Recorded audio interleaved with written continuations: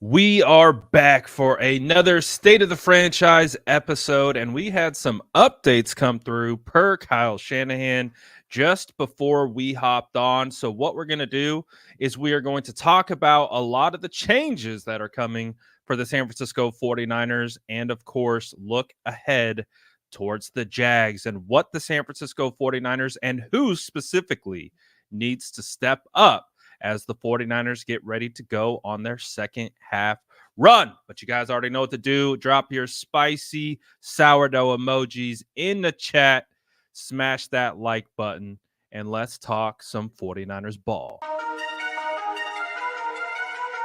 That's Jason Aponte. I'm Brad Graham. We're going to get into it all right now.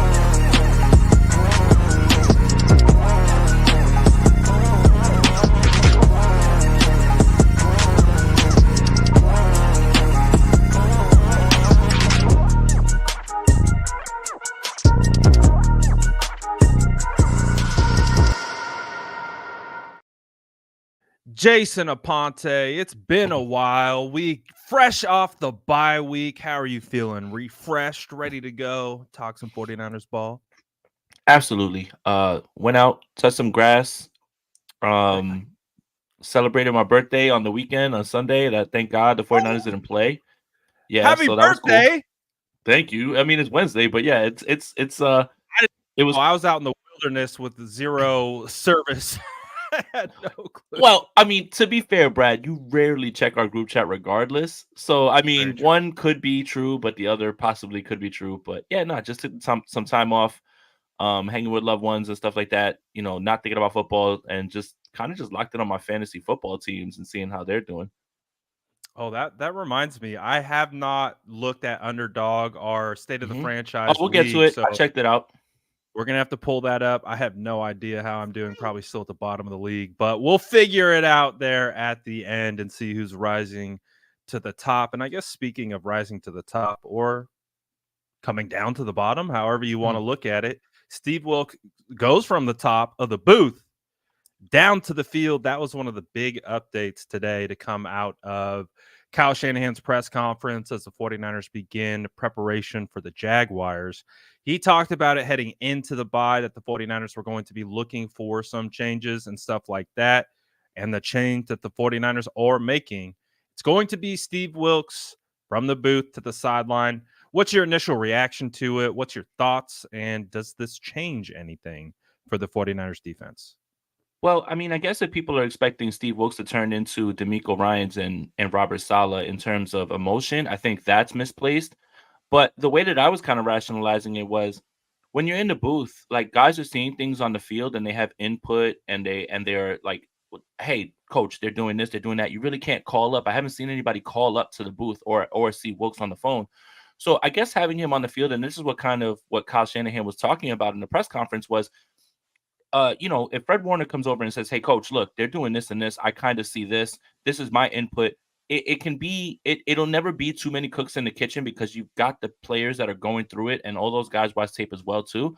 So I think that the input would be welcome, and I think again this is going to be more of a collaborative effort between Kyle Shanahan and Steve Wilkes. So I wouldn't be shocked if you see Kyle Shanahan and Steve Wilkes conferring a lot more on the sideline during certain times in the game and him talking to him about, hey, this is what I'm seeing as well. Because I figured that that's what this week would be. So, I mean, I think from a energy aspect, it's not going to be any different because that's just not the type of person that Steve Wilkes is.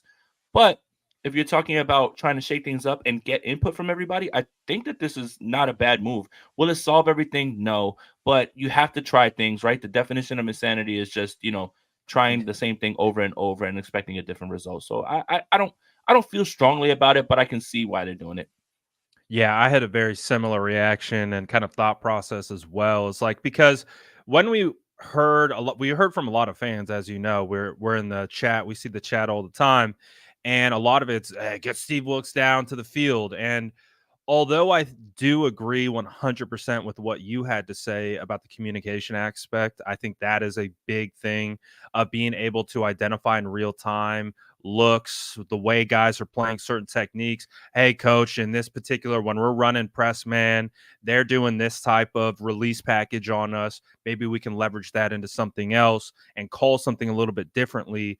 I think that communication is helpful because, like you talked about, how you talk to Steve Wilks is you walk over to a phone, literally connected to a cord, and you pick it up and you talk to him.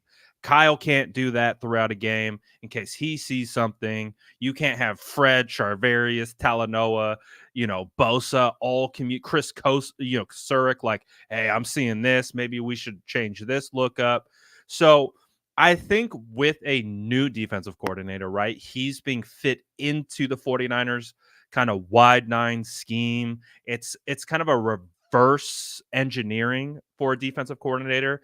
I do have sympathy for Steve Wilks in that regard. I think Steve gets a lot of hate as of right now for the defensive struggles, but it's also like, man, he's not even running his stuff. He's trying to fit basically into what the 49ers do. So I do sympathize with that. However, I do see that's where the communication might be able to benefit, right? Because just being able to talk like, hey coach, I saw this, like the face to face it's much easier to communicate certain things. But to your point as well, like Robert Saleh, D'Amico Ryans, every time a big play happened, camera pans over there, you got them flexing and doing all. I don't think Steve Wilkes is like got one facial expression. Mhm. So I agree. I don't think this solves a ton. I just think it's a change. It's a let's switch things up and see how it goes. But I do think communication, real time updates, checks, and different things like that could see a benefit moving forward. So, like, you know, is the defense going to change overnight from this move? I don't think so. But what do you think? Well, I think there's a lot of things that are outside of Wilkes and his scheme, which I think you kind of labeled it perfectly. The way I label it is he was kind of shoehorned into this defense, right? Like it's just like, and when we look at him in comparison to Salah and Ryan's, a lot of people had criticism of Salah and Ryan's, but they did that under the understanding that they were first time play callers, right? I think when you bring in someone who's as seasoned as Steve Wilkes, you expect this defense to just hit the ground running with no issues. But I think what I want to remind people is Steve Wilkes didn't call plays in Carolina. Steve Wilkes has called plays 2 times in his career as defensive coordinator. Every other time, he has not called plays. So it's because he has this long track record of being a coach that is kind of expected. Hey, he's going to be able to get in there and look at these studs. You don't really got to do much. But we saw growing pains with Salah and Ryans, but they were young guys. But there's growing pains right now with an older guy right now. And that's the part that is a little bit frustrating, I think, because everybody just expected Wilkes to get in there. But scheme doesn't change missed tackles. Scheme doesn't change penalties. Those are still two things that has nothing to do with Steve Wilkes. The 49ers, linebackers, and Hufanga, they miss tackles at an unreal rate. Really, please. They miss tackles at an unreal rate right now. Happy birthday, old man. Thank you, bro. Um, that's not scheme. That's not Steve Right. Wilkes. Steve Right. Wilkes is not out there tackling. That is back to basics, fundamentals. That's not Steve Wilkes. So when we talk about the defensive struggles, I do think you think what you said is absolutely true. All of it's thrown at the feet of Steve Wilkes. But my goodness, man, like, can we start putting these guys, can we hold them accountable? Fred's playing phenomenal football. I just looked up his numbers. 15.4% missed tackle rate. It's unacceptable. I'm sorry, Fred. We love you, man. But you can't do that. We expect too much of you. Missed tackles, undisciplined play, penalties. I think Charvarius Ward has something like 7 penalties. All that stuff has nothing to do with Wilkes.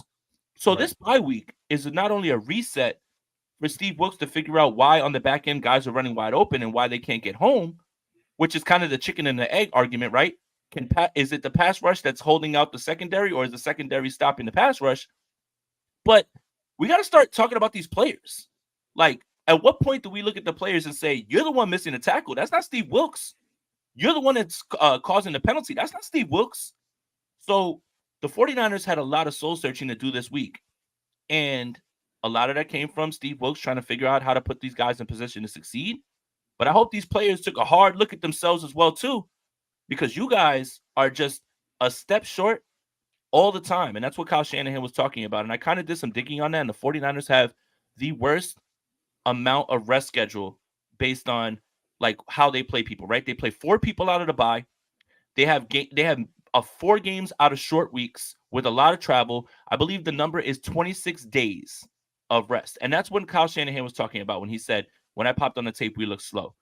A lot of that has to do with that. I know that's not an excuse because it's not an excuse. The schedule is what it is. The schedule is what it is. That's it. You go and you play and you have to overcome that. But we kind of overlooked that, right?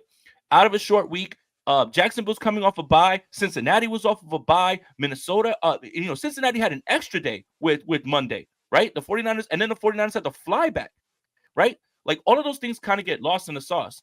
They have to do it again with Baltimore. On Christmas, they're gonna have a short week and then they're gonna have to get right back for Baltimore. Yeah, I mean, look, all of this stuff are things that, hey, look, it's not an excuse, but it should paint you a little bit of a picture of why, like, you're looking at this team and you're seeing them, like, why are they so sluggish right now? The travel, the time off, all of those things, it's true. And Kyle Shanahan was the one who talked about it as well. Not an excuse. You got to find a way to get around it because there's many teams that have had this happen before, but the 49ers schedule has been by far the worst. And I wrote about it on Niners Nation when it comes to that in terms of that. Well, yeah, I remember when the schedule came out, the 49ers at the top of the league with the most miles traveled by, I think it was almost close to 30,000 miles that they're going to travel. But I think you hit the nail on the head regarding kind of the defensive conversation as a whole. Like Steve Wilks has been an easy target. And obviously, I've talked about it quite a bit on my channel. I've done a lot more emphasis on the defense, watching the film in years past, and so I'm starting to pick up on different tendencies and things like that. And I've had questions even when they were winning, like why are we running this type of coverage in this type of scenario, and all these different types of things. So the questions were there before they hit this 0-3 skid. But I think the most alarming thing in the 0-3 skid is how the defense is played as a whole, like on the field. And you talked about that. You talked about some of the missed tackles, kind of playing out of position sometimes, losing leverages. I think one of the biggest concerns for me has been the run defense. Like where since that Browns game, I don't know if the Browns put something on film that other defensive or offensive coordinators have picked up on, but the Browns, man, they ran all over us, and they were getting to second level. They were getting hats on hats, and there was no double teams that were being effective. Like, and ever since then, it's just like, man, like you go back to the Minnesota game, the opening run damn near was a touchdown if Hargrave didn't chase it down. Like, so the run defense is wild. I think you're muted. Am I now? You're good now. Real quick about that Minnesota game, because I saw someone bring it up as part of the run defense thing, and they're like, Madison ran for 4.9 a clip. His first run was for 20 yards. And then the next seven were for 20. So those numbers are skewed. Don't give me the 4.9 yards when Madison ran off 20 on one and then had 7 that resulted in 20. So that one's just a little skewed. I think the Browns are a far better running team than that. But I saw someone bring it up and kind of throw it out there like they even let Minnesota run. Minnesota did not run all over the San Francisco 49ers. I don't know what game they got Kirk Cousins to death, basically. No, Kirk Cousins played well. I don't know what game anyone watched, but anyone who actually watched that Minnesota game, there's no way you could have sat there and said that Minnesota ran all over the 49ers. They had one run of 20 yards, and then Madison had 7 for 20 after that. That's horrific. Oh, Justin dropping the dub on you. My boy. Happy late birthday, Jason. Grab a drink. Shout out to him, man. Thank you, bro. Hey, we got another one. Cynthia, keep sending the boy the birthday super chats. Thank you, Make Cynthia. sure you go over to his channel so he gets them directly.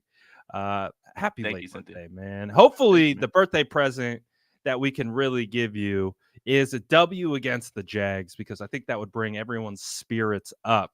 It went from being on top of the world to doom and gloom. What is your take on that? The 49ers are 5-3. Obviously, we've analyzed all these losses just like we analyzed the wins. We have identified the problems. We're basically just rehashing them at this point. Are you doom and gloom, or are you these are the natural ebbs and flows of an NFL season? No, I'm not doom and gloom right now, and I even wrote an article about why there's optimism for 49er fans coming out of the bye, right? Under Kyle Shanahan, this team has not been a team that's been out of the gates hitting on all cylinders. Even in 2019, when they were 7-0, the offense still largely wasn't clicking. Like it still wasn't there. It only picked up down the stretch, right? The Saints game they had to win in that way, and then in the playoffs, you do whatever you want with the running game. That's when the offense really clicked, right? So you look at the way that they made the playoffs the next time and the year after that, it was always down the stretch. It was always like guys getting back and rounding into shape. And I don't know if that's a good or bad thing. And I don't want to rely on history when it comes to being, exactly like, optimistic. But there is a track record with Kyle Shanahan where like, the team starting out 5-0. I remember, Brad, we were on the show and I kept saying, something doesn't feel right. We're not used to this. We're not used to them just like coming out of the gate and just Right. being Hot like starts aren't something we're used to. right. Like, and I'm just like, when's the dagger gonna come? When's the rug gonna be pulled out? Well, here it is. Like, right here it is, right? Like, and that's all based Yeah. on historical precedent. So that's one thing. The reinforcements thing. You have a trade for Chase Young. You get a bye week. All of these things are kind of going in your favor. Now, it looks like more and more that Trent's not going to play this week. Looks like more and more that he's not going to play this week. And that is a little concerning because he's had the 3 weeks and the bye. That's a little scary. But hey, if it has to be, it has to be, right? Like, I think Trent is so vital that you can't run him back out there. I think we all remember the NFC Championship game in which he said he kind of wished that Colton McKivitz played because he just couldn't do it. And he kind of blamed himself, right? Trent is so vital to this team that you let him wait. But I think what we saw was Debo's a little bit more important to this team as well, too, right? Like, you have to be able to have guys that take all the pressure off of other guys, right? Kittle and Ayuk have their days and everything. And I got things to say about Brock Purdy, too. And I don't think people are going to expect what I have to say about Brock Purdy, especially after watching and going back and looking at the numbers and watching the tape and everything.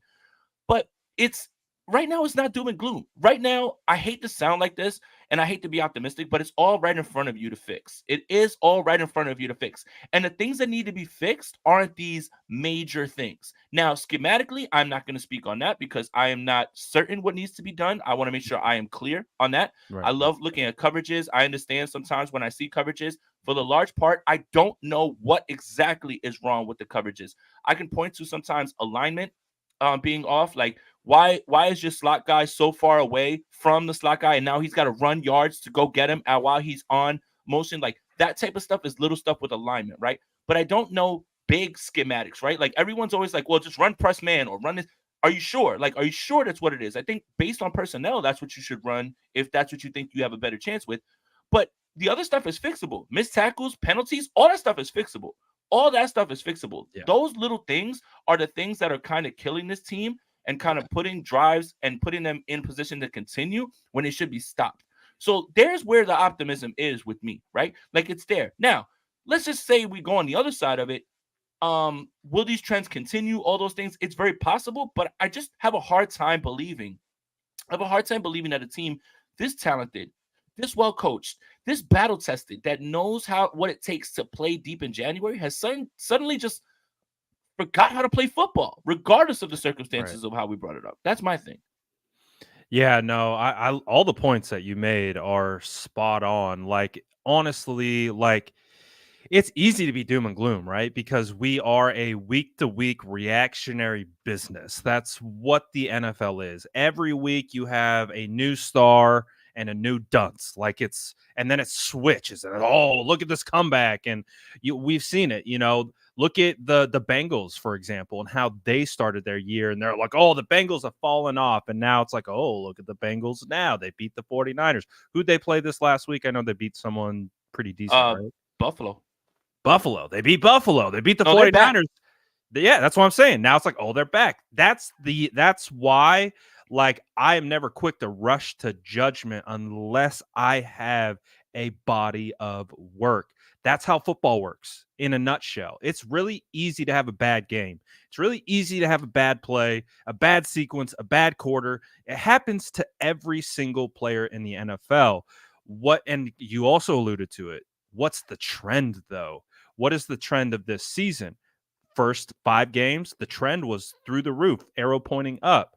Last 3 games, trend pointing down. Should have won, I would say, 2 of those games. Bengals, obviously, that game got away from them at the end due to some turnovers and some other things. But what we now have to use this information is to basically discern what is actually happening here, because it's really easy to be reactionary one way or the other, and it's really easy to prey on the emotions of going 0-3. Oh, it's doom and gloom. Fire this guy, bench that guy, move this guy. But I think what the answer is, get back to the basics. It's super cliche, right? Get back to the fundamentals, get back to playing your assignments, and then let everything else fall in place. Going out and getting Chase Young, that's a big help. That is, in my opinion, a huge addition, because we were able to identify early on that they needed more edge help on the other side of Nick Bosa. Cleveland is good, not great. Drake Jackson has disappeared since, the first game, and just has really underwhelmed. And Randy Gregory is, kind of Randy Gregory is kind of what we expected to get from him. Situational. Has some upside, but what are we going to get from him week in and week out? TBD. You get Chase Young. Now you can be a little bit more creative with guys like Cleveland. Maybe use Cleveland like the Omenahue role, kick Cleveland over the guard in some situations. And you can get more creative with your rush packages. And hey, maybe that's going to help your back end. Maybe the things that we've talked about with Steve Wilks, being able to talk to Charvarius and Demo and Oliver and be like, listen, I'm getting cooked on this look. Let's run something else. Yeah. Let's do this next series. So I'm looking at it like this, at least from the defensive side, and then we'll transition to the offense, because plenty to talk about with Brock, plenty to talk about the offensive line. You kind of alluded to it already. But with the defense as a whole, the coverage, linebackers, defensive line, play calling, it's all been kind of underwhelming the last 3 weeks. Through the first 4 weeks, we saw glimpses, but the offense was putting so much pressure on other teams that it was putting the defense in favorable positions to get after the quarterback and do those types of things. So we've seen the flip script: offense playing from behind, defense having to hold their own. Now, against the Bengals, not bad. Wasn't the worst, but wasn't the best. A lot of missed opportunities. You think of the first drive, right? That first offense and defensive sequence against the Bengals feels like a microcosm of the last 3 weeks. 49ers going 3 and out after getting like an 8-yard run on the first carry. Punt, missed sack. 2 guys missed Joe Burrow. Joe Burrow escapes. Fred Warner almost takes his head off, and he completes a dot. And he's I still think it was Higgins. Yeah. Higgins. And then drives all the way down the field. I think there was some penalty, and then they score. And I was like, it's being in the stadium, I was like, damn, this feels like a microcosm of the last 3 weeks. Just this start right here. So we understand football is momentum. There's a lot of momentum in it. And it comes down to really small fine details that make the bigger plays. So basically, I'm just piggybacking on what you have to say. I'm in the same boat. I'm still optimistic that this team can get it back on track defensively, especially because although they have struggled early on this year, all I see is some tweaks. Needed edge help, check. Need to adjust some of their coverages potentially, get that going. And the defense could be right back on track. So any other last kind of thoughts on the defense before we transition kind of to the offensive side? I think the level of worry, concern, panic, what have you, depending on the person that you are. Sky's falling, Jason. I'm sure there's someone that believes that as well. The thing is, if we went through 8 games, and I told you before the season started that given the 49ers opponents, right, and you were going to start in Pittsburgh and you were going to have, games on the road, that they were going to finish 5-3 through the stretch and go into the bye, I would bet there would be a lot of 49er fans that would have signed up for that. But Hell yeah. the fashion in which it's happened is what has caused most of the concern. Let Right. me explain. If the 49ers started 0-3, obviously people would have been tearing people apart, right? Like ripping each other apart, right? Oh, But it would have been then that fire means Kyle Shanahan right off the right. bat. But then that means you won 5 straight, right? Going into the bye. And that changes things. Now, if you spread these losses out, let's just say week 1 is one of those typical 49er games under Kyle Shanahan in which the Pittsburgh Steelers beat the San Francisco 49ers on the road. Let's say it's one of those rainy games that happens. You get that one. The other game that you lose is, to a fully healthy Rams team, right? Like Cooper Kupp and everybody's there and they all play and you almost lost that game right there without him. Right. But you beat the Cowboys, you beat the Browns, you beat this team. Like the outlook of 5-3 changes drastically if you space out the losses and you put them in different order. But the reason people are so disturbed is because after you look so dominant 5-0 and just like blowing people away, then you lose 3 straight is when the panic starts to set in. But those 5 games were a mirage for not only 49ers fans, but for NFL fans. That's not how the NFL is. Nobody's going to blow anybody out that way. I mean, I watched the Kansas City Chiefs loaf through some games, but they find a way to win, right? Right. The Philadelphia Eagles find ways to win. Nobody's going to be blowing people out like that. That was the mirage. That was always the big thing. That was always the big thing in terms of like why the expectations have changed and why everything is looking so crazy to the 49ers now is because the 5 games were starting to be symbolic of what you thought the 49ers were going to do every single week. It's just not how the NFL is. It's not. Now, the optimism comes is that these games that you've lost have been largely self-inflicted. And they're things that you can fix, right? Like, it's not like you went into a place and you're just getting beat by an outright better team. Like, they're just out here doing whatever they want. There are things that you are doing that are allowing that to appear that way to someone who's not watching the game fully. But there's still things that you can fix yourself. So that's where the optimism comes in for me with this team. And I think that the fashion in which they got to 5-3 has elicited more panic than it would if it wasn't the other way around. This is actually kind of funny. Gammon says, if the 49ers offense struggles to score 17 points again, should Wilkes pull Shanahan into his office and ask Kyle to call plays in the booth? Get in the booth, Kyle. Back to the booth, Kai. We heard Kyle talk about it at the podium. He's like, man, it's like pretty it cool sometimes. up there. Yep. It's nice up there. That's pretty funny.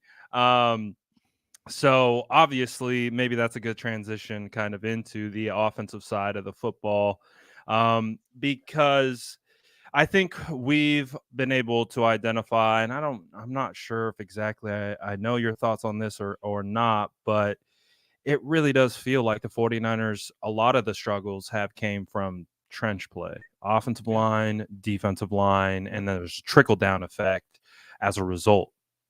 So we 49ers inject Chase Young. I think that will make a difference. They have the guys. I think the edge issue will help a lot. And especially if Chase Young comes in motivated and ready to go, I think we'll get some juice from him. So I think that's a good fix for the defensive line moving forward.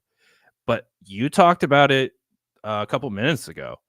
Trent Williams does not practice today. Kyle did say he's hopeful that he will practice tomorrow, but things change all the time. But what that would mean, like let's say the 49ers are playing today, that means your starting left tackle and left guard are Jalen Moore and Jonathan Feliciano. Your 2 best offensive linemen would be out. Cool. And you've got Josh Allen, who's playing as one of the best rushers in the league right now. You got the former number 1 overall pick over there with the Jags. That's not a great spot to be in, is it? No. Look, it doesn't matter who's on the other side. It's not good to be missing, your 2 best linemen regardless. It's not a good feeling. The Trent Williams thing, I think, again, I'm not as worried because watching Jalen Moore, I would have expected way less. And I feel like he's been fine. He's been fine. He's been fine. the problem hasn't been in pass pro with Jalen Moore. The problem is you can't run to the left side anymore. Like, you just can't. Like, you're not going to be able to do that. But I'm not going to put that on the young man because Trent, right? Like, it's Trent. Like, you're used to having that. It's never good when you have that. And then it puts more pressure on the other guys who are more seasoned. And when I say seasoned, you're looking at a 31-year-old center who is in his second year, essentially. Mhm. And you're looking at a young man who's playing right guard in his second year, essentially. And then Mhm. it's a right tackle who's going through his first year. I don't know why that just made me scared right now. Like, all of a sudden, why would you say something like that? Like, why would you put that in my head? I was feeling good. Like, I had all the good vibes. You're like, I'm going into- optimistic, man. I'm gonna keep this track. I'm gonna ignore the chat who's doom and gloom. We're going on the optimistic Well, hype. And you're like thinking about it, you're like, damn. And That's and right. look, I think you're absolutely right. Trench plays one thing, but and you guys can correct me if I'm wrong. What I deduce from this offense is they move the ball the same way that they were moving the ball before, but costly turnovers, stupid penalties, those are the things that are killing your drives that weren't killing your drives before, Mhm. right? Yeah. I wrote a whole article about Brock Purdy and about how essentially he's been playing like the same guy that he was last year. What's the one thing that's changed? Turnover. Turnovers. And it's at the worst times. It's Yeah. in the red zone or it's on the last drive. And those are the things that are happening to this team. So when I say it's correctable on defense with penalties and missed tackles, all this stuff is correctable, right? Like, it is all correctable, right? Guys dropping passes. Right now, Brock Purdy has as many drop passes on him as he did all of last year. He's already tied. With I did 9. not He's know already that. tied. Wow. So it's all little things, right? And it just seems to be just like a matter of focus at 1 second, one moment. And those moments, which will happen when you stack all those, that's how you lose games in the NFL. The offense is still moving the ball. The one thing that's the most concerning is that they cannot run the football.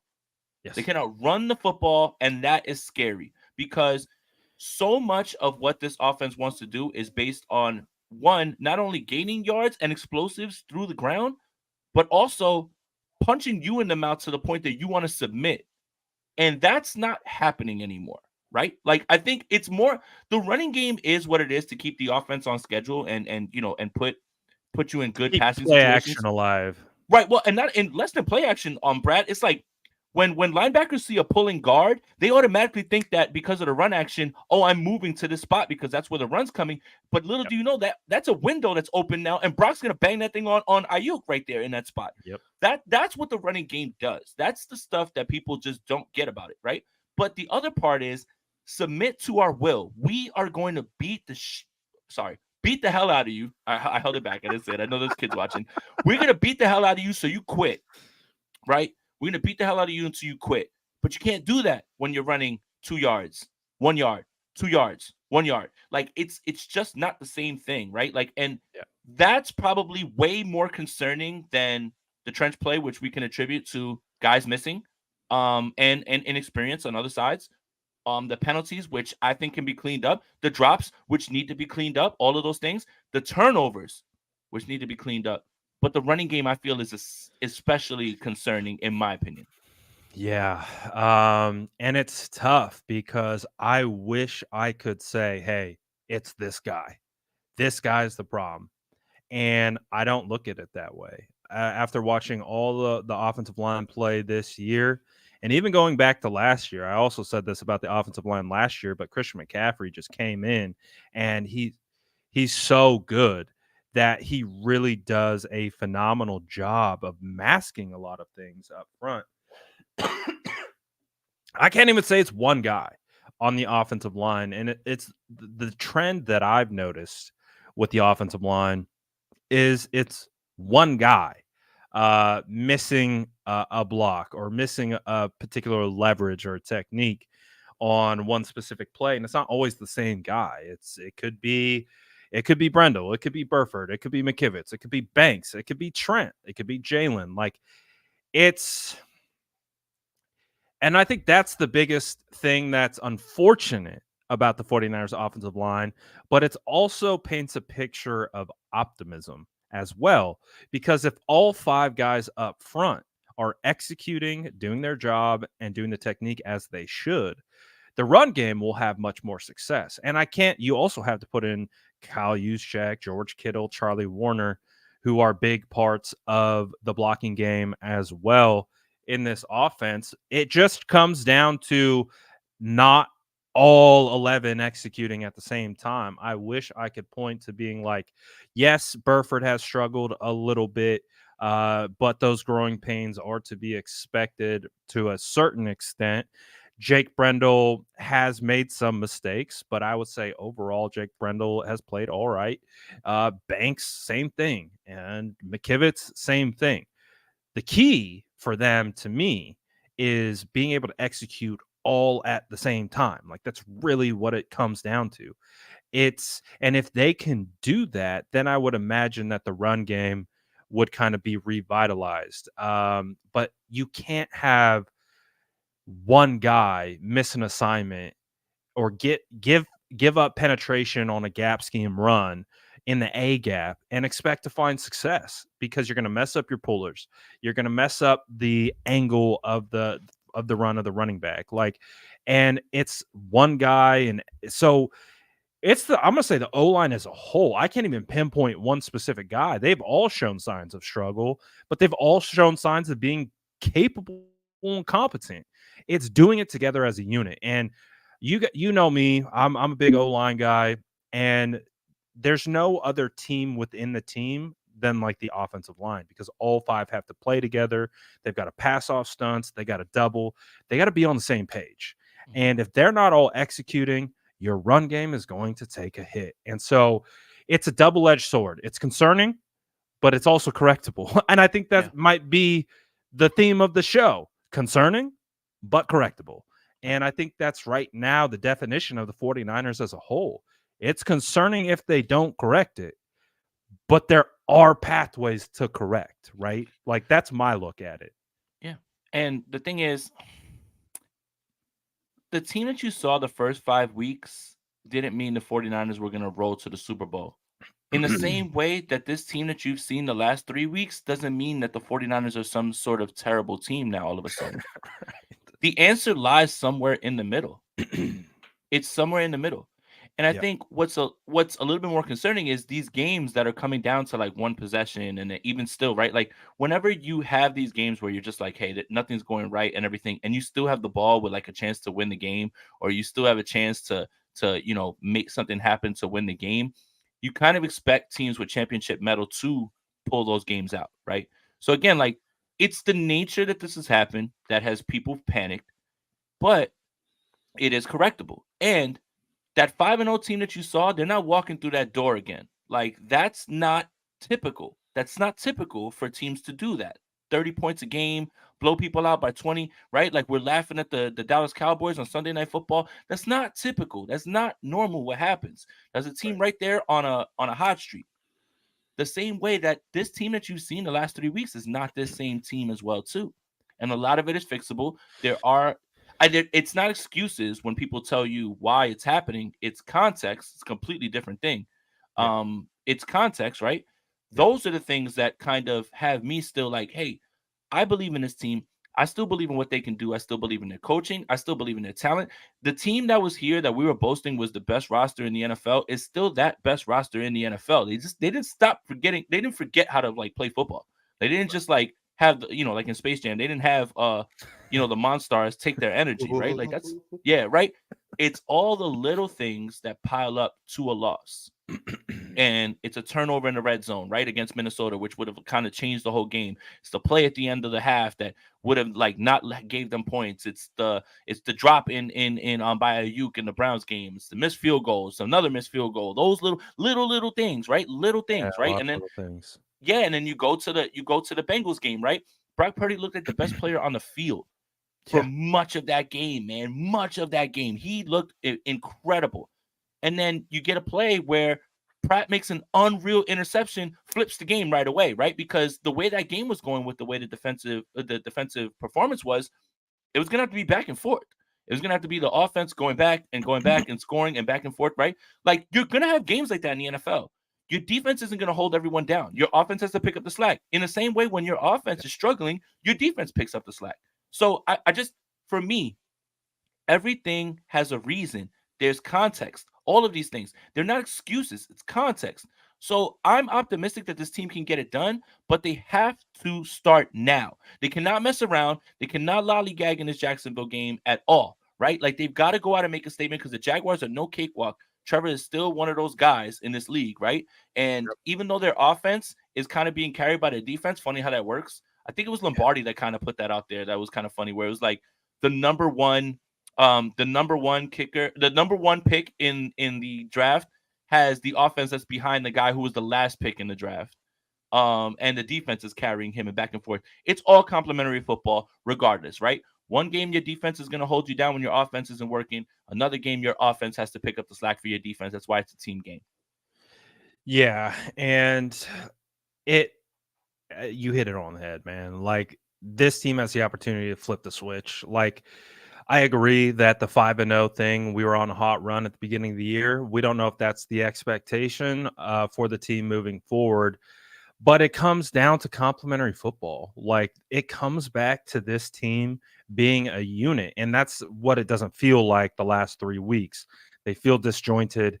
They feel like they're making small mistakes at the worst times that turn into huge mistakes at the most glaring of times. And so you can correct all of that, and that's really, again, the theme of the episode: concerned but room for correction. And so that's where the optimism lies, right? Is that you can look at these things, you can fix missed tackles. Like you can go from throwing your shoulder at the turf to wrapping up, getting your head across the hips, driving through the tackle. You can change that you can fix that. You can remember, all right, I'm not in college anymore. I can't just be throwing my body around. I got to form tackle, take out the legs, pick up from the back of the knee, and drive these guys into the turf. Like, and then we got to swarm. We got to get back to 100% effort. Everyone's swarming to the ball on defense, offensively, executing. Do what you need to do. Make sure you get your blocks, execute your leverages and techniques, and do everything and catch the ball and make the proper reads. Hand off when you should hand it off. Don't throw it when you shouldn't throw it, etc., etc. Like you started to talk about Brock Purdy, so let's talk about Brock Purdy. Obviously, quarterback for the San Francisco 49ers. I got a couple super chats. I'll get to you guys in a second. But let's talk about Brock because obviously the 49ers quarterback, shocking, is the most polarizing player on the team, arguably in the NFL. Mm-hmm. Well, we were riding high on the, I guess, Purdy high through 5-0 because he was playing phenomenal ball. Very limited mistakes. You saw glimpses where he could improve on certain things, and then he did improve on those things moving throughout the year. But then we have the Browns game. I chalk up the Browns game. He just couldn't grip it and rip it. Like, for whatever reason, heading into that, he couldn't throw it to the point where the ball literally flew out of his hands when he went back to pass, and he just couldn't get a grip on the ball. Still put them in a position to win. We know what happened there. You go to the Minnesota game. He was cooking all game. Yeah. Now, is it the concussion's fault? I don't know. All I know is on the last 6 passes of that game, he threw 2 interceptions. Then you get to the Bengals game, and I agree wholeheartedly. I was watching the tape, and I'm like, Brock's cooking. Not only is Brock cooking, he's using his legs. And Burrow played an incredible game. Like, that's the thing. Exactly. It's like, I watched that game, and I'm like, damn, he was outplaying Burrow, and Burrow was hooping. Exactly. And you're like, and you made that point. It's the first pick versus Mr. Irrelevant. And they were going back and forth. Brock wasn't outmatched, outgunned in that situation, even with some of the drops. And, you had 2 uncharacteristic drops from Kittle. You talked about the uncharacteristic drop from Ayuk that may have cost them 3 points. That could have changed some things in that game. But when I look at Brock, I look at him in Minnesota, how he rebounded from the Browns, and then I look at him against the Bengals. he's playing really well. Yeah. Now, where the discourse goes, I think, crazy is he threw two really bad interceptions at the end of Mhm. that Bengals game. I mean, I look at that play Back-to-back like passes, I believe, if I'm not it mistaken. was back to back, and he threw a third interception that got called back due Called to a back, yeah. penalty. And then he fumbled. And he fumbled. So it's a bad sequence there. But I look at that play where he threw it to Pratt. You talked about it was a great play by Pratt, but that was probably one of the worst plays I've seen from It's a Brock. busted play. It was a busted play, and it was busted on him because he didn't read it properly, and then he compounded the mistake with Instead of an throwing it away. even larger mistake. Mhm. And so that's where the conversation about Brock Purdy becomes difficult because on one hand, you have people who love the story. Mr. Irrelevant came out of nowhere, took the 49ers on an undefeated run into the NFC Championship. Then he wins 5 in a row, and the hype is the hype. MVP frontrunner potentially, all this stuff. And then you have the people also too, and I've talked about it plenty of times. Like the second Brock Purdy has a struggle game or something like this where he makes a bad play in a bad time, people are going to come after him. And that's what we're seeing. So now it's like a divide. Like we have people on one hand who've seen the success he's had on a pretty decent scale, still not a huge scale, and we still need to see more.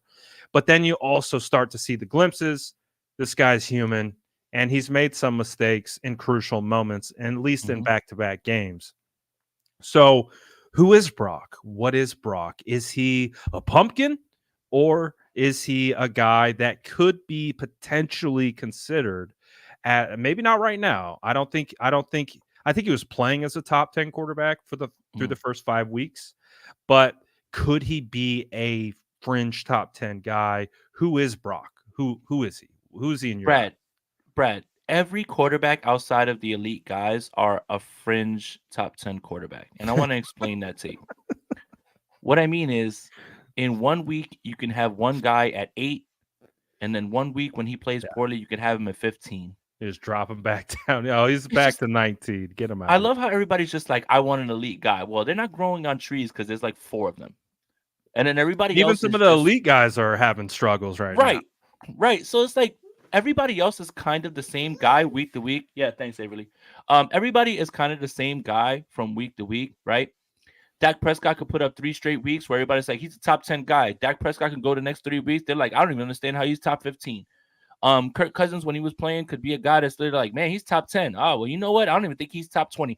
Like all these guys shuffle every single week. So I don't think the idea of him having to be a top 10 guy is something that, like, I just hate that label because nobody can ever really put a proper way to determine it when every guy is competing to be a top 10 guy basically outside of the elite guys. Every single Feels one like of you them. need like a couple years of body of work to be able to be that solid up, not to be one of those guys, like you said, that are just jumping and falling based on week to 100%. week play. They 100%. actually have to put together years of a resume for us to be like, all right, through the Yeah. ups and the downs, we see he's top 10. 100%. Like there's like 5 guys that you know are like the elite guys. And I don't know, man, that number like dwindles sometimes, especially during weeks. I think Lamar's elite. I think Patrick Mahomes is elite. I think Josh Allen at times, I'll put him right there now, can be elite, right? Like that's the He's having thing, some right? Like struggles even this even year. right, like even me saying like I think Josh Allen, right? Like that should go to show you like this whole like elite guy. There's like 3 of them like that I are know like people elite need to every single chill year. a little bit. Like, Yeah, we like want it's the next Patrick I want the Mahomes. next Like, Mahomes. Where he at? Where he at? All right. chill, like But chill. I did some digging on Brock Purdy, and right now Brock Purdy's sample size is pretty close to what he put up last year. The only thing that's changed is that he's had 63 more dropbacks this year. Okay. So I mean that's fairly close, right? I would say that's a pretty even data point, right? Right, Brad? Yeah, definitely. Okay. So the differences from last year, his touchdown percentage has dipped from 7.6% to 5.4%, which is going to happen when you have more dropbacks, right? I think that is pretty clear. But the interception rate has decreased from 2.4% to 2.2%. Purdy's on target percentage has increased from 72.2% to 73.4%, and his catchable percentage has dipped from 88.3 to 86%. Okay. those numbers are likely to dip because of increased passing attempts, right? Like that makes sense, okay? Yeah, larger But here's sample something size. that's a little bit more interesting. This year, right now, Purdy, in 2022, Purdy finished with 662 completed air yards, which were 48.2% of his intended air yards of 1,105, meaning he could have had 1,105 on every single pass with all the air yards. He completed 662, which is 48.2, little less than 50%. This season, Purdy has 1,069, which is a nice number, completed air yards for 52.6% of his air yards of 1,680. And his average throw depth has increased from 6.5 to 7.5%. Now, the one thing that's changed, obviously, is the turnovers. So let's look at the raw data numbers, right? The raw data. 67.1% completion percentage last year, 68.3% this year. 2,000 passing yards already, 1,374 last year, 8.1 per attempt, 9.1 per attempt this year, 196.3 per game, 254 per game. Obviously, there's been times where the 49ers have been down, they've been throwing the football, but 13 touchdowns last year, 12, 4 interceptions last year, 5. The biggest thing that changes is the fumbles. Is he has, I believe, if I'm not mistaken, 4 to 5 fumbles, but he's lost 2. The fumbles. Bengals and what was the other one? I think it was Minnesota. If I'm not, well, no, not Minnesota. But He what didn't lose PFF? the one against the Browns, did he? He was able to recover that one. I'm not sure. I know he recovered the one against Pittsburgh. The fumbles is what's kind of increased a little bit more. So this is what PFF has to say with their advanced statistics, right? PFF's, Purdy's BTT, big time throws, the number, amount, and percentage have increased. He had 5 big time throws last year. He's got 14 this year. That's a percent that rose from 2 to 5.8%, right? In 1 year to the next. But unfortunately, Purdy's turnover worthy plays have doubled in number and percentage from 7 to 14 and 2.5% to 5.1. Last year's drop number is still tied with 9, right? And Purdy's time to throw has dropped from 2.84 seconds to 2.55 seconds. And Purdy has already tied how many times he got sacked last year, right? Basically, he got sacked 14 times after he got sacked 15 times last year. But Purdy's P2S percent, which is pressure to sack, has dipped from 17.2% to 14.4%. And what I mean by pressure to sack is per pressure, how many times did it turn into a sack? It's actually dipped. So he's actually gotten the ball out when he needed to. But why am I bringing all this up? It's just for large stretches of these games, Brock Purdy is not only good, at times he's great. But then it's those critical moments with the turnovers, the fumbles. Though those things have kind of clouded and changed the way we perceive his season so far. And compound that with the fact that the team is losing, right? Yeah. Because Yeah. Jimmy was the king of, 1 touchdown, 2 interceptions, and the Niners win. And Jimmy's a winner. He's a winner. Look at how good he is. He's a winner. Those are the things that, like, I just wanted to point out. That's objective statistics, right? Remember, Brad and I are on the side of stats need to line up with the film. And I feel like it does. I feel like for stretches, all of those numbers that were glowing, you're like, man, look at him. He's improving. And then when it's those plays that are awful, you're like, oh, we forget that's a guy that's starting his 13th game, right? Like it's still a guy that will still make those. So again, we have to contextualize all of those things with everything. But I think his stats bear out what his season has been like.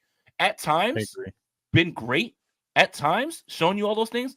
But at critical moments, unfortunately, and I mean critical, like not only like the last drive of the game, like in the red zone. In the red zone, or like, can't like have turnovers those things. in the red zone. It doesn't always have to be the last minute for it to be critical, right? Like when you're in the red zone, you got to score. When you get nothing in the red zone, that's horrible. That is kind of where I'm at. Like everything kind of lines up, and I can't believe that I'm saying this, but the stats like line up with the numbers. And again, you can still sit there and say, hey, I've seen improvement. I've seen a guy who can still make all the throws. I've seen that dude. But then you can say, hey, he's taking a step back. Those turnover-worthy plays are turning into turnovers, and they're doubling now. Now, is that because of game script? All of those things, I think anybody who watches the game knows. But I was so intrigued when I went through the stats because I feel like that kind of bears out what, when you look at someone's stats, it doesn't tell you really how their season's been going. I mean, Dre Jackson had 3 sacks in the first game.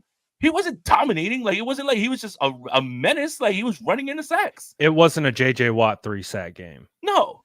Right now, this is a little bit of like, man, this actually can tell you a little bit about how he's going. I mean, that's a ton of great information. Like, you guys know I'm strictly film just because numbers and words, they don't compute with my brain all that well. So that's why everything I do is pretty much visual. But listening to you talk about it, you did a really good job of kind of painting the picture. And to the point is, it's like, we've watched all the tape. I've watched every snap that Brock has taken with the 49ers, studied every single throw.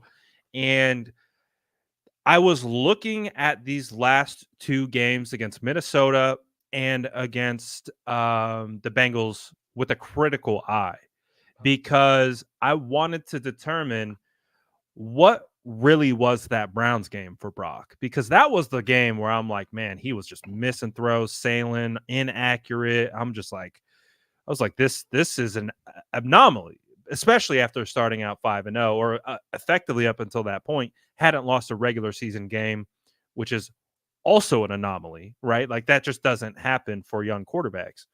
And then watching closely, body of work again, right? That's part of it. In a body of work, Brock is still playing, like you said, good and at times great, making insane throws. He leads the league in yards per attempt. We had the whole great debate, is he a dink and dunk quarterback? And here we are, according to these stats, he's throwing it further than any other quarterback in the league per passing attempt. And the thing is, it's like, Brock, to me, is proving and continues to prove that he is not only capable, but he can continue to elevate this offense and continue to put this offense in positions to be successful. But that also means he has the opportunities to do the opposite as well. So 2 things can be true. Brock Purdy is playing really well this season. He's continuing to build on what he did last season. I see times where he's throwing 20 to 25, 30 yards downfield outside the numbers, on zip, with layered over defenders. Like, he's making some really high-end throws at times. And Brad, if you looked at a box score and you see 11-yard completion to Kittle, you'd be like, oh, that's a modest play. But when you watch the throw on film, it's a layered throw over a linebacker and in between a safety. Yeah. And that's why box score watching can get you in trouble, right? Like, those sort of things. But I don't want to throw those turnovers out, because that is an important part of the conversation. Huge important part. Yeah. Okay. Keep going. I'm sorry.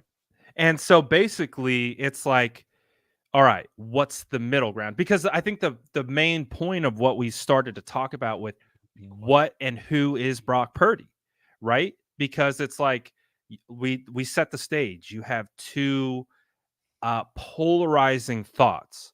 He's a bust. He was an MVP front runner at one point, right? It's like, who is he? It's definitely somewhere in between, but I think it's way closer to kind of the front runner than being a bust. I think he's continuing to prove that he is capable of operating this offense at extremely high level, making every single throw. Like, I watched Brock Purdy, and especially after watching Jimmy Garoppolo on prime time in his last game with the Raiders, and being reminded, like, because I've watched so much Jimmy Garoppolo film, and then being reminded and going into Brock's film, I was like, oh my gosh, like, what a breath of fresh air it is to watch and study Brock opposed to Jimmy Garoppolo, just because you don't know what you have until you don't have it, or you got something new. Right. And the thing is Brock is playing really well.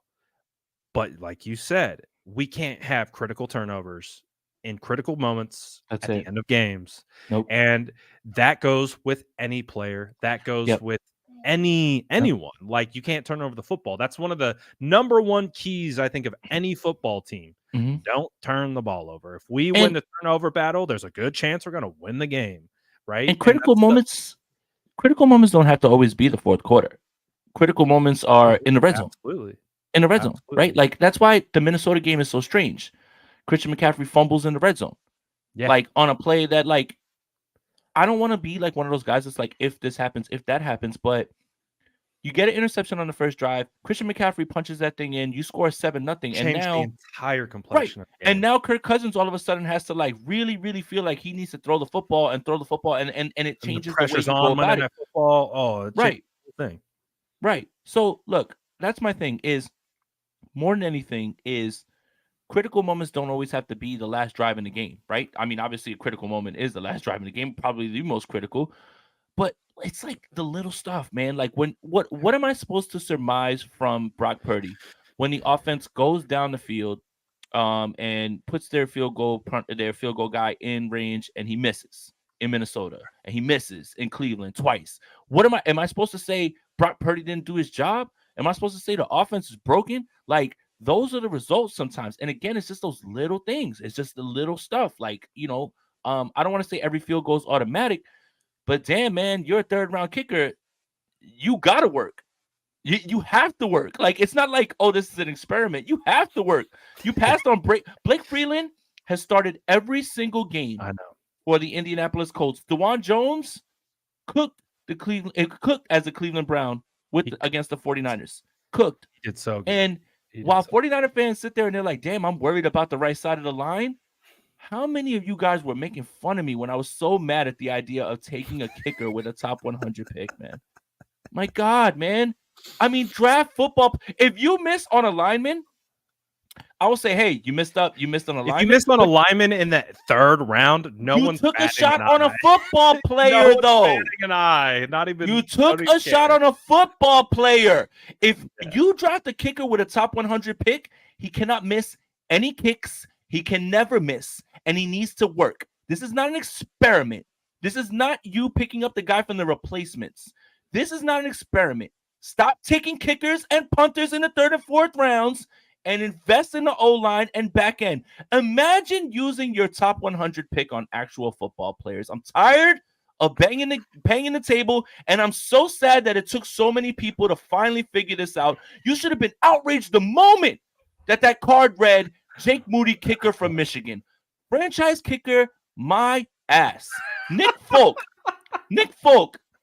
from the Tennessee Titans. Nick Folk from the Tennessee Titans has not missed one kick at all. Not a field goal, not a PAT, nothing. And you want to spend a top 100 pick on a kicker. Insane. And this is not to do anything with Jake Moody, because it's not the person. It's the pick. Positional value. Blake Freeland. Right? Freeland, right tackle. DeJuan Jones, right tackle. My God. For a team that is so good at roster building, sometimes they get lost in the weeds. I guess they really love Colton McKivitz, man. That's just scary to me, to think that like, you can overlook that and just say, hey, yeah, man, we're straight. Let's just take a kicker and troll everybody. You know who else takes kickers? His name is Bill Belichick. You know who Bill Belichick's best receiver is right now? Brad Graham's favorite receiver in the world, Demario Douglas, who nailed it. But maybe if Bill Belichick didn't take kickers and punters in the third and fourth round and actually put weapons around that team, my God. Put some respect on Juju, all right? Juju. Good God.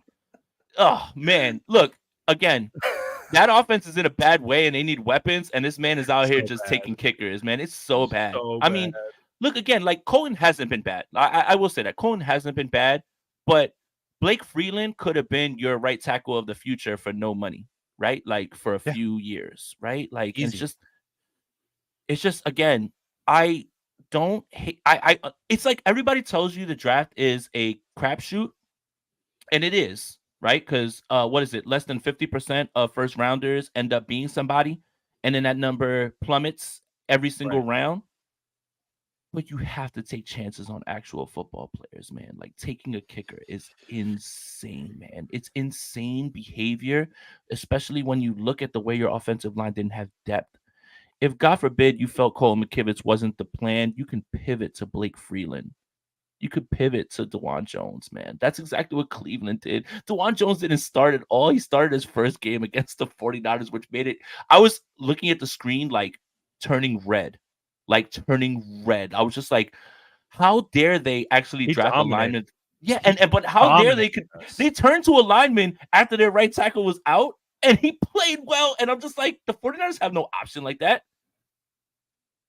Yeah. All right, I'm done. I got it out. That's why I didn't do State of the Franchise after the Cleveland game. You're like, I can't even do it. I can't. I don't want to turn it into all this. I can't. Yeah, no, it's been rough. Like, right, because like obviously since the pick, a lot of us just trying to rationalize it, trying to be like, oh, we're gonna get a guy that's going to be hopefully someone we can rely on. But part of the problem is we can't necessarily rely on him just yet.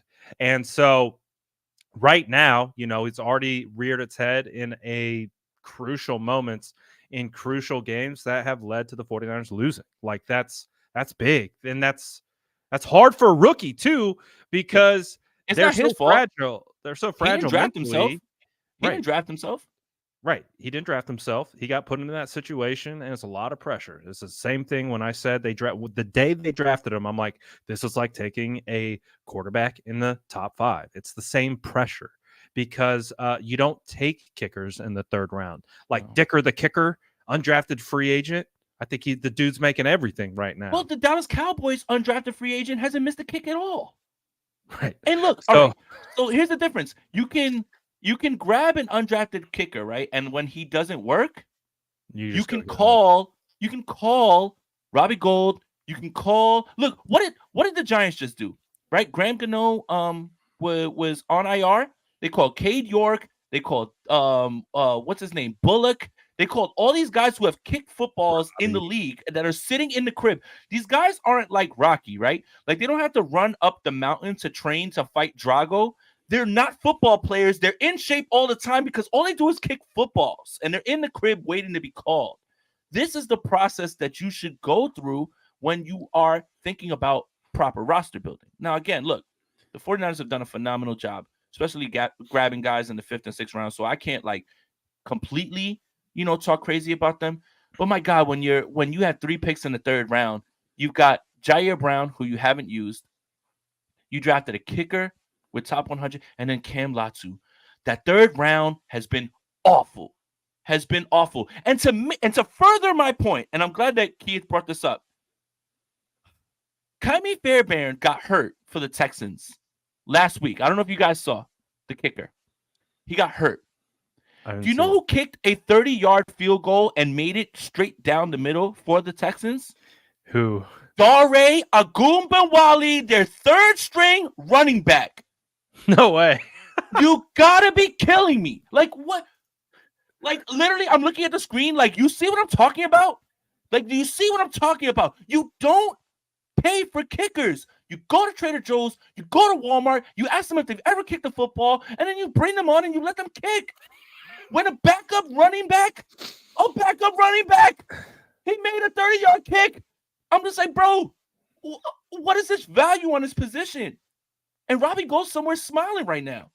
Oh, I'm sorry. That's it. No more kicker talk. I don't want to talk about it. Pissing me off. You were waiting to get that off. I let that one out because I've been holding it back. It's time. Yeah, it's time. No, and it's cost us games, and that's the frustrating part. And we knew that Moody was going to be put in those situations, and the other side of it is we have no other choice. They're not going to cut. He Moody. has to win. He's going to be the kicker the rest of the year. He has to win. Based on any just utter collapse, right? Which could happen, but by what they've invested into him, the 3rd rounder and all that type of stuff, they got to let him go. Mr. Black Ice said he kicked the touchback as well too. He did off of the kickoff, off the tee. Oh, the running back did? Dare Agumbawali. Sign that man to a 10-year contract. Woo! So Blake Freeland, man. I Blake know he Freeland, got he's cooked who by what's that's his all right. name But on he's that played one every game. play. Yeah, and he's played okay. Which is for a third, fourth round Yes. offensive tackle. That's And he's pretty pressed into good duty. That's return. the thing, is it Yeah, was about depth, and that's the thing. right. It's good. Yeah. So one more position that I think we haven't talked about yet, and I was trying to wait for a nice Mhm. transition. Justin says, uh, is any time going to be Jordan Mason time? Feel like every time I see Elijah Mitchell lately, it's a tackle for loss. No disrespect to Elijah, but he doesn't look like himself. Doesn't he have like negative yards rushing since returning? I think he like legitimately has a negative in the stat book. I don't know. I Yeah, think I heard he that has no somewhere. juice, man. I don't know. I don't know. I've been kind of going back and forth with him, and the same kind of thing with like Michael Gallup, who like he tore his ACL and his juice is zapped. Like he has no burst. I think one of the better things about Elijah was he was able to get what was blocked up. But Yeah. I don't know, man. He just doesn't look right. You have a whole offseason where you have no real injury, and then you get hurt in practice, and then you're hurt like almost every week. I don't know, man. I don't know. Um, is it a little bit of the line? Is it a little bit of him? Sure, I would say that. But I don't know, man. Why is it that other guys, because Mason runs behind that same line, Mason runs behind the same line as Mitchell, and he's getting 4 and 5, right? It's hard to explain with Mitchell, man. I don't know. I don't really know what's going on with him, man, at this point. Yeah, I mean, I think we've seen it, developing over the last 2 seasons that Jordan Mason just is a violent runner. He runs Yeah. so well, and has such good vision. He's just trying to There get there's downhill. Yeah, there's so many good aspects of his game, and, he's able to find the creases, and he's able to fight through for tough yards, and, we haven't even seen enough carries from Elijah, I would say, to even give a true evaluation of who or what he is this season. Like we really just haven't seen Elijah, and when we have, it just hasn't really turned into much. I mean, he would have had a touchdown if Brock would have gave him the ball on that read. To be fair, I think he would have walked in for a touchdown, but Brock pulled it, and then I know, but I do know, I think, was it this game? I think it was this game on the Christian McCaffrey touchdown. Elijah had a phenomenal block to spring CMC. But when it comes to just running, it feels like Jordan Mason for sure uh, has a little bit more juice right now.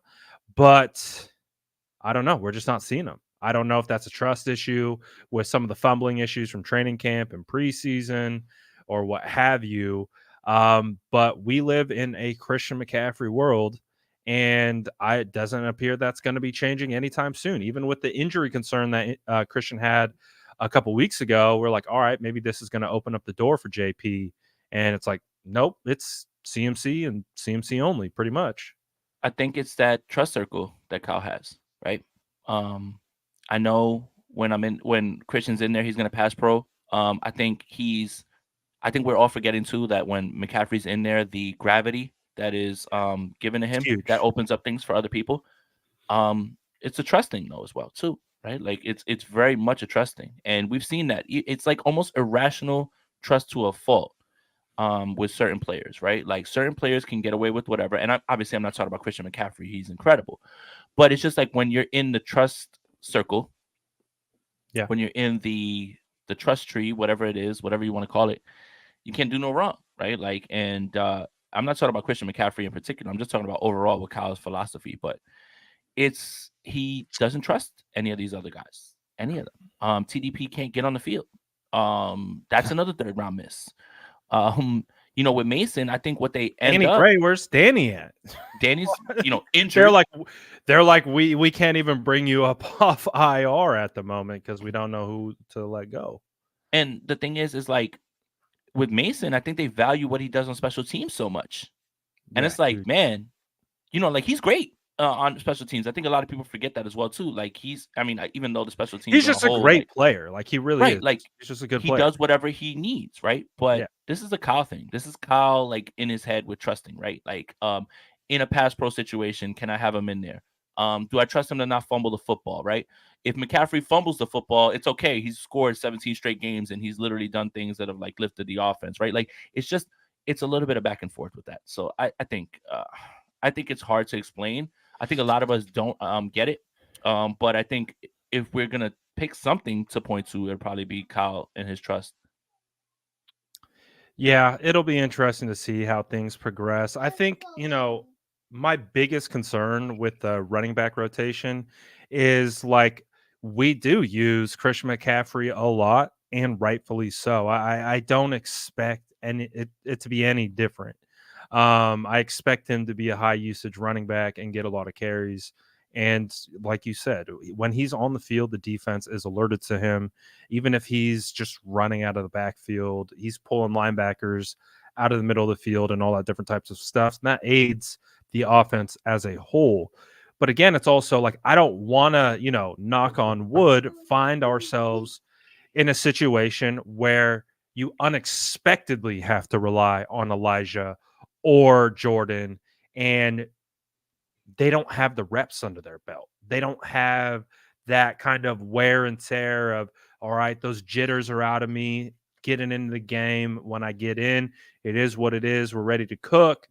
They play so sparingly that it's like you don't know what you're going to get. We don't know what we're going to get with Elijah. He's had like 6 carries in the last couple games. Like that's not enough for anyone to get into any type of rhythm from a running standpoint. And so long story short is it's CMC. So I understand it from that aspect.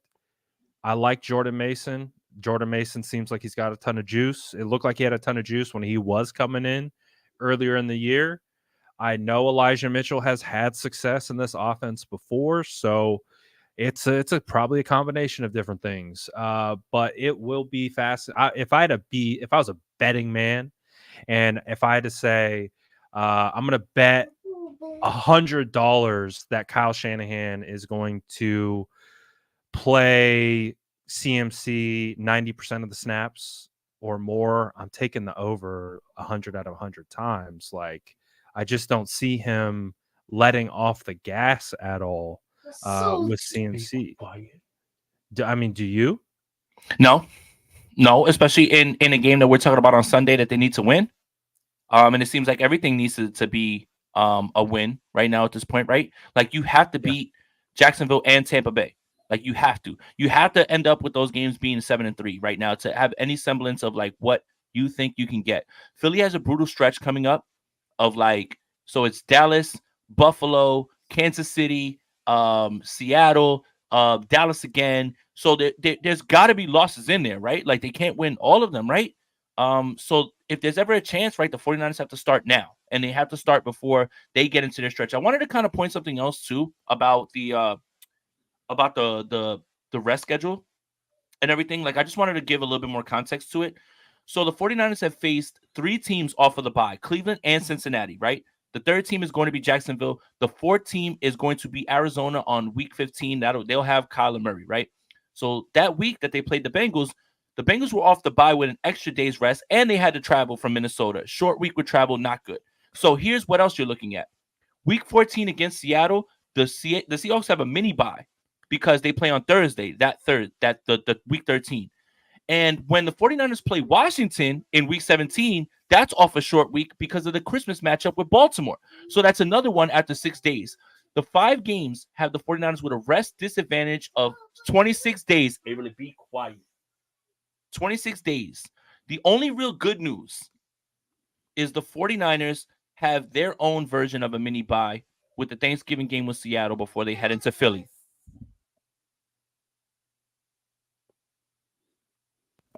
That's the only good news that you have. That's it. Is that they're after the Thanksgiving game, you have the mini bye before you get to play Philly.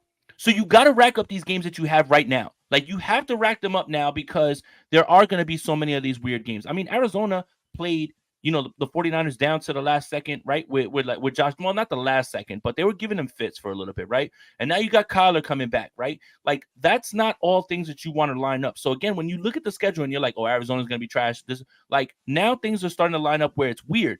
And again, these aren't excuses. The 49ers still need to win these games because they're better than most of these teams. But man, they've been put at such a disadvantage when it comes to the rest. And when you look deep into it, it's like 4 teams off the bye. How many short weeks you got to go through? How much cross country you got to do? This is a gut check time for this team this season. Yeah. Big time crucial moment coming up with the Jags. And what are they? The Jags are 6-2 right now. I believe they're the same, 5-3. They're 5-3. Yeah. And they've been a much improved team under Doug Peterson and that coaching staff. And obviously Trevor Lawrence was coming in as a generational quarterback, and we know he's got generational talent, and he's starting to put it together. Travis Etienne, I mean, they got a lot of weapons. Defensive side, they got playmakers, and it's, to your point, they're traveling across country. I don't care. Like a 10 a.m. start time on the East Coast messes up your body clock, like, because that means they're in the locker room starting to get ready to go out on the field around 7 a.m. West Coast times. That's where their body clock is at. So that means they're waking up probably at 5 or 6 or like 5, who knows, maybe even earlier on their body clock. So that's why those games are always a little bit trickier. It's because it's just like you don't know who's going to show up with the juice, who's going to have the juice, who's going to be depleted. I can speak to, just traveling to go and, cover the games the way I do, like traveling to LA, driving down there, then traveling to Minnesota. Like, I don't know. Like, I don't know how some of these, like, getting in and out of the airport, the hotels, all that stuff. Like, it's a fun experience, but it's like, damn, it's kind of tiring.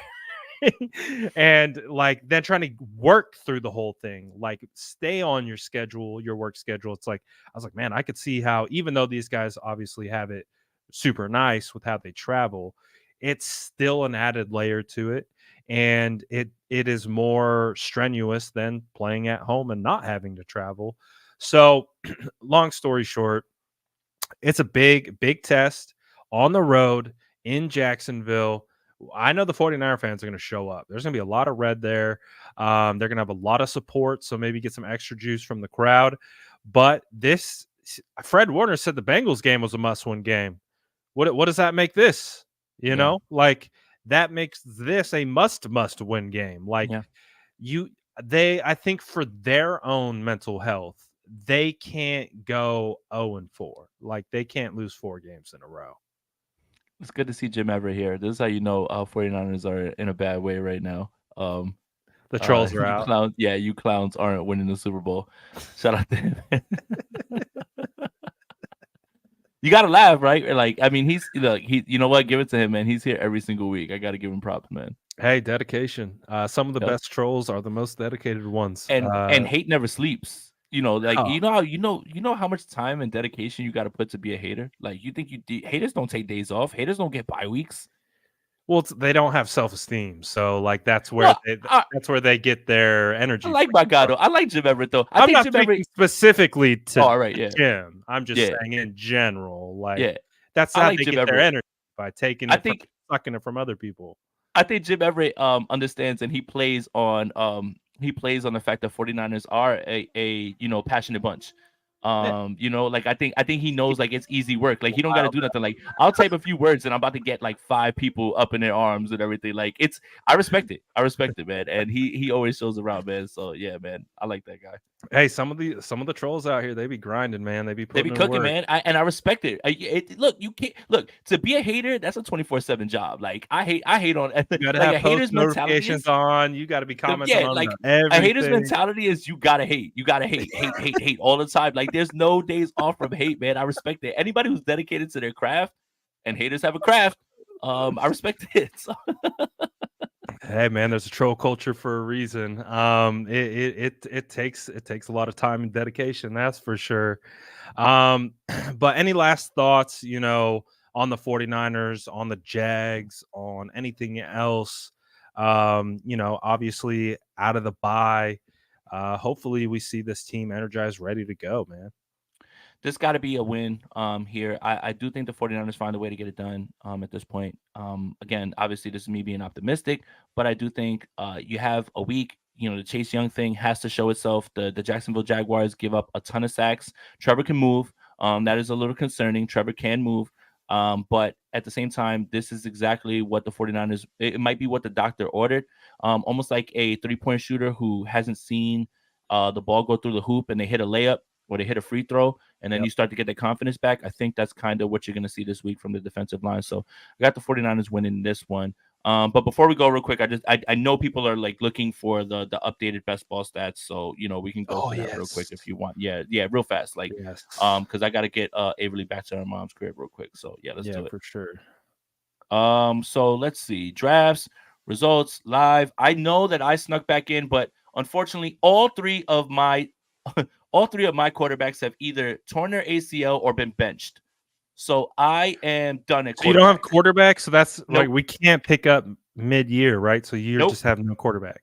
No quarterbacks. None at all. So you're getting no points from that specific position slot. I am not. I am currently sitting, and I'm going to share my screen so we can put it up real quick. But yeah, I lost all three. Daniel Jones, Kirk Cousins, and Ryan Tannehill got benched.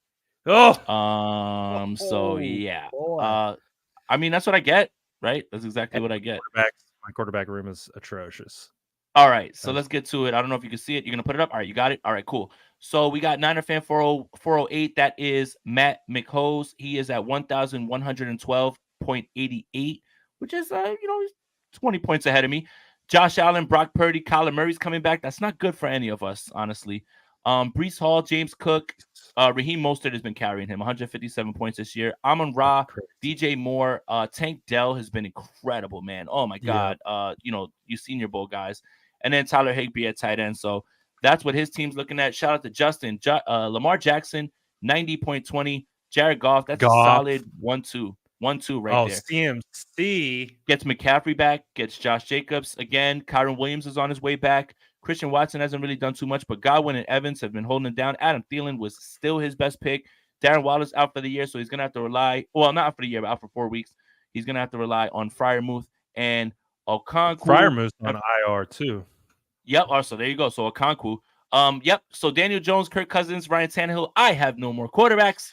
In third place, Ramondre Stevenson, Madison, Achan. Hopefully he comes back and saves me. But Gus has been carrying me. Man. Yeah, but Gus has been carrying me. He's been doing well. He's scoring touchdowns. CD, Garrett Wilson, Keenan, Gabe Davis. I get to get his blow-up games, and Ingram and Dalton Schultz.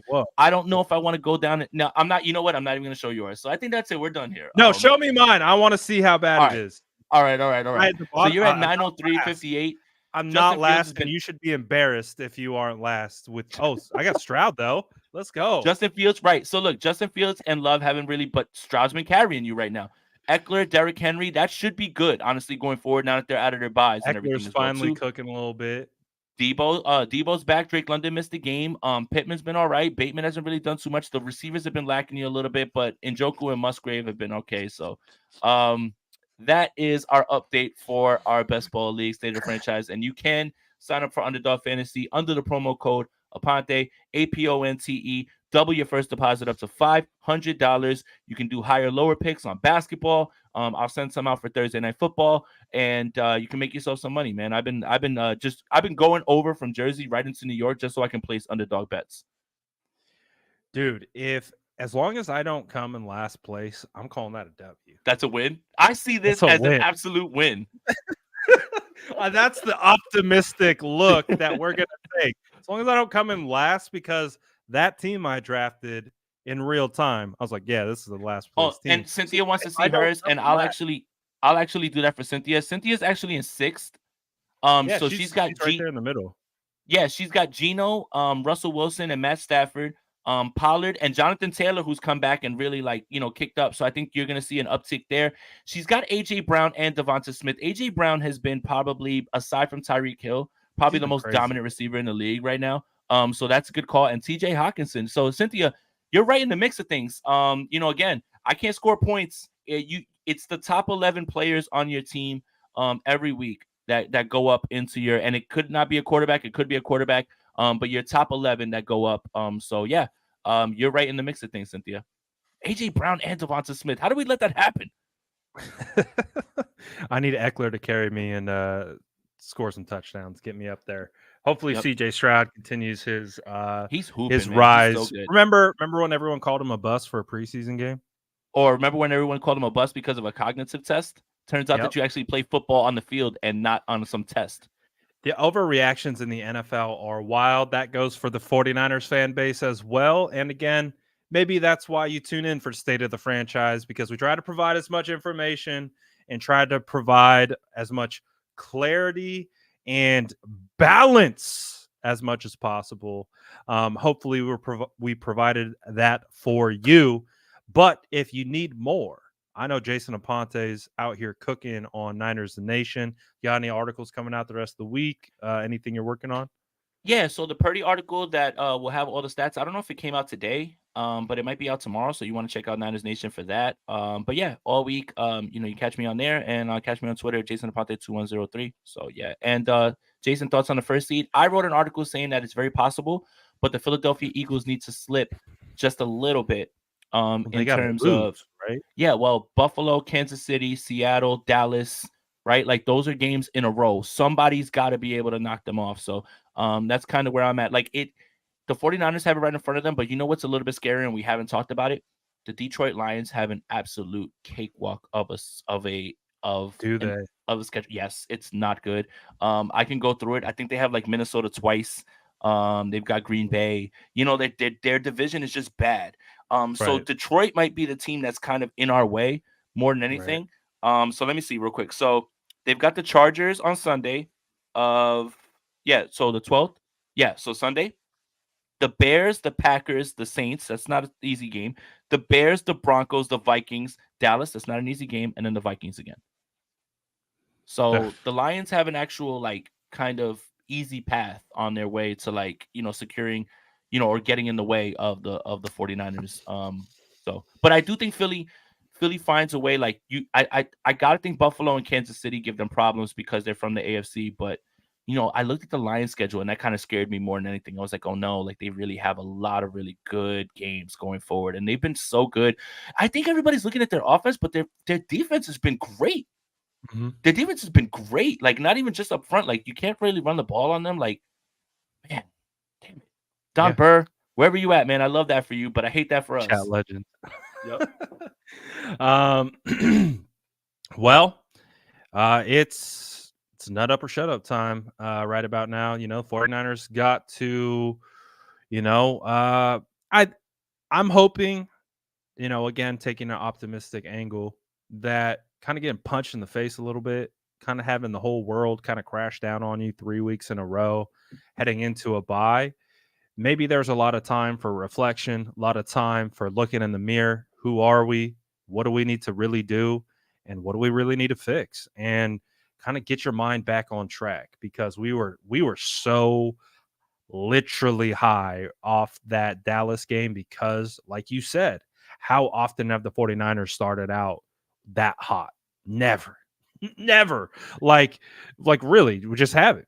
Outside of 2019, but even in 2019, they were still grinding through those wins. It Right. They wasn't weren't because blowing they people out the way that the Niners did exactly this they year. weren't scoring 30 points a game. We're like, oh, this offense is a little sus, but the defense is holding it down, and we're doing just enough to get through these games, and it just worked out that way. But maybe this is enough to kind of get everyone back on track, refocus, recalibrate, and re-scheme a little One bit and try one to more look in the thing. mirror. One more thing too is off of the mini buy, and Cash Money pointed this out. Off the mini buy, the 49ers will have a chance to play the Philadelphia Eagles. So if they need to make up a loss, it's there. Yeah. It's there. You still get to play Philly. So if you want to make up that loss, you got to go in there and punch them in the mouth. Yeah, I mean, we got a tough stretch. Jags, Tampa, Seattle, Philly, Seattle. Who else is that? It's Baltimore, Christmas. Cardinals, Baltimore, Washington, Rams. So that bird gauntlet is it's going to be an interesting one. But it starts with the kitty cats, the Jags. And so we'll see what the 49ers do. I think they should win, but I Yes. also do think it will be a bit of a dogfight. So Oh, it'll this is be going to be a dog. interesting to see. Typically, dogs come out on top when they're fighting cats, so hopefully that prevails as well.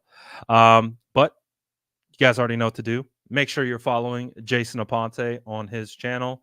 You guys already know where to find me. And State of the Franchise. We will be back next week, hopefully talking about a Niners W and a skirt off the sky is falling. And 49ers are back on track, looking like the team that we thought they were. It's been fun. Jason, any parting words for the group? Nah, man, shout out to you guys. I know you've been asking where we've been at, but sickness has kind of run through my house. I think Brad was feeling not so good also too. Yeah, but we're back though. Yeah, I feel phenomenal after 4 days with no internet or cell service. I love that for Highly you. underrated. Love that for you.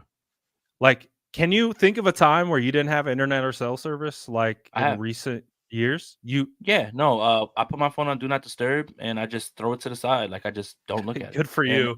yeah, like this entire week, I come back and I look at like my name mentioned a bunch of times on Twitter and like arguments and stuff, and I'm just like, man, you guys have been going at it this entire bye week. Like, please, man, like let's just like do other stuff.